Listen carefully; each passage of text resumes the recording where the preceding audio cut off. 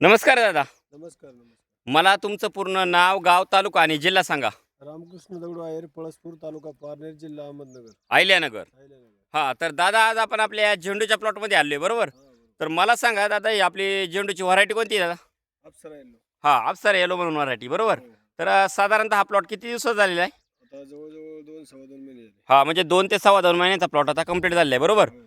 तर याच्या आता साधारणतः तुम्ही हार्वेस्टिंग म्हणजे किती तोडे केले? 2 तोडे गेले. हां, 2 तोडे झाले बरोबर. हो. तर झेंडू या पिकासाठी तुम्ही यावर्षी थोडासा बदल करून आपली जी ऑर्गॅनिक कार्बनयुक्त दाणेदार खतं आहेत त्याच्यामध्ये गोदावरी, कृषी समृद्धी, सिलिकॉन, पीडीएम पोटॅश, प्रोम, कृषीमॅक्स आणि निमपेंट हे तुम्ही काय केले? ज्या पिरियडला आपण हे बेसल डोस खाली भरतो हो, हो. त्या पिरियडला तुम्ही आपली ऑर्गॅनिक कार्बनयुक्त दाणेदार खतं तुम्ही ती खाली टाकली बेडमध्ये बरोबर. तर मला एक सांगा, ज्या पिरियडला तुम्ही आपली जी ऑर्गॅनिक कार्बनयुक्त दाणेदार खतं जे बेसल डोसला खाली बेडमध्ये भरली तर दादा तुम्हाला याचा काय काय रिझल्ट जाणवला?